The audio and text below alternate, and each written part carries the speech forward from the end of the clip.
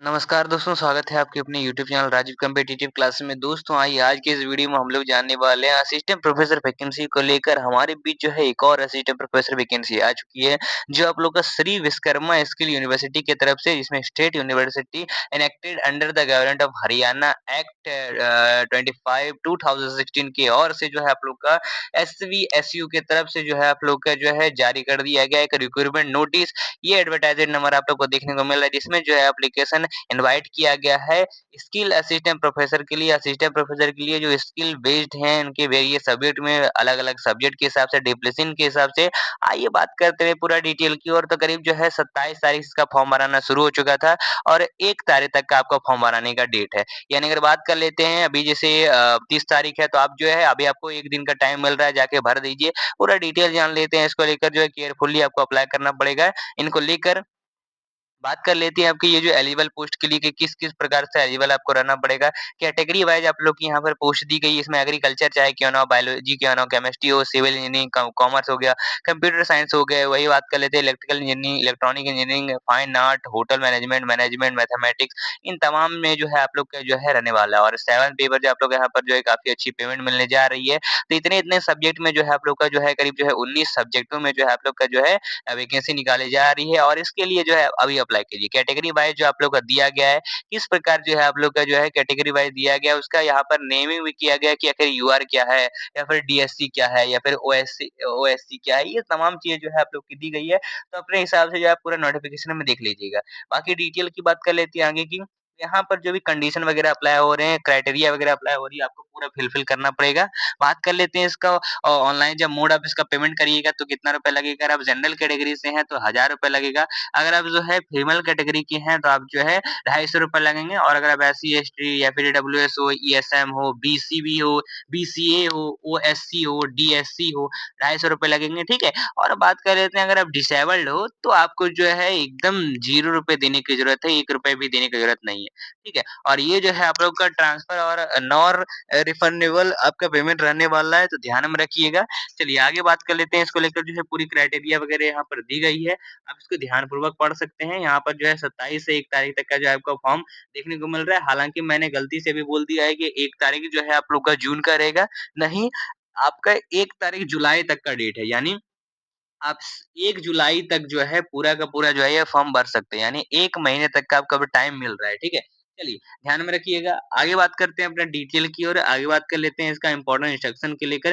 तो age limit जो रहने वाला है, कम से कम जो है 18 से 42 साल तक का एज लिमिट रहने वाला है और ये जो है आप लोग के किस प्रकार कैटेगरी वाइज़ यहाँ पर आपको छूट मिलेगी, तो हाँ, यहाँ पर मिल सकता है नोटिफ़िकेशन के हिसाब से। आप जो है इसमें जो है आपको नॉलेज रखना पड़ेगा हिंदी, संस्कृत का, ठीक है? हिंदी है आपके पास नॉलेज होगा या फिर नहीं तो आप संस्कृत भी रख सकते हैं। इंडियन होने चाहिए, सिटीज़न कहाँ के, तो आपके इंडियन होने चाहिए, ठीक है? और यानी ऑल ओवर इंडिया वाले जो है इसके लिए आप अप्लाई कर सकते हैं। हरियाणा में वैकेंसी निकल के आ रही है, ठीक है? चलिए, बाकी बात कर लेते हैं आगे डिटेल की। और इसमें जो है आप लोग को क्राइटेरिया वगैरह क्या माँगा जा रहा है, आइए उसको लेकर हम पूरा डिटेल की ओर सेलेक्ट कर लेते हैं और ये जो आपको पूरा नोटिफ़िकेशन दिया गया है, आप इसको आराम से पढ़ सकते हैं, ठीक है? चलिए।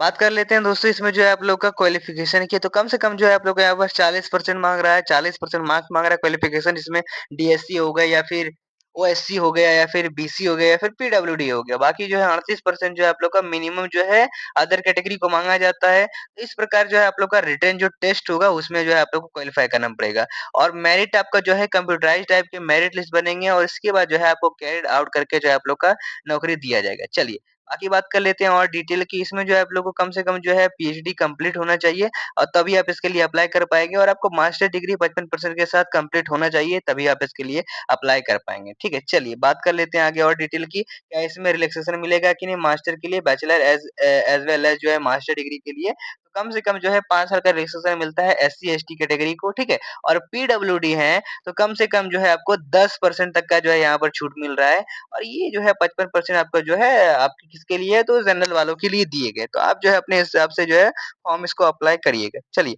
बाकी और भी कोई डिटेल है तो हम जान लेंगे इसको लेकर। चलिए।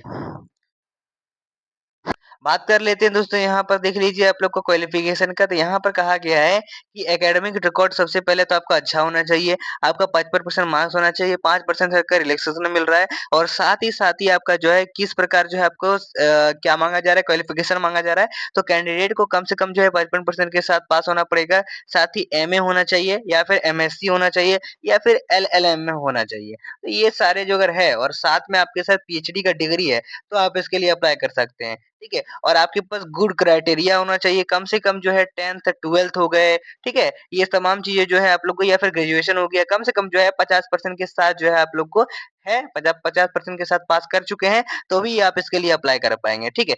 ये ध्यान में रखिएगा। चलिए, तो इस प्रकार जो है आप लोग का जो है कैटेगरी वाइज़ जो है आप लोग का डिटेल दिया गया है। यहाँ पर कहा गया है कि provision of assistant of scribe to person with benchmark disability तो हाँ, उनके लिए तो छूट मिलेगी ही मिलेगी जो है आप लोग को डिटेल दिए ही दिए गए। और साथ ही उन सभी के लिए जो है मतलब मान लीजिए कि कोई जैसे तो एग्ज़ाम तो आप लोग का होगा या तो सीबीटी मोड से हो सकता है या फिर आप लोग का रिटन एग्ज़ाम से हो सकता है। तो जैसा भी हो आपके लिए जो है एक जो है मतलब क्या किया जाएगा, एक साथी आपको लेके जाना पड़ेगा या फिर वहीं पर देंगे वो, ठीक है? और जो है आप आंसर बताते जाएँगे, वो आपका आंसर करेगा। तो डिसेबिलिटी के लिए जो है ये फैसिलिटी वगैरह दी जाएगी। तो आप इसके लिए अप्लाई कर दीजिए। करीब जो है 25 पेजों में आप लोग का टोटल दिया गया है। यहाँ पर क्वालिफ़िकेशन भी दे दिया गया है।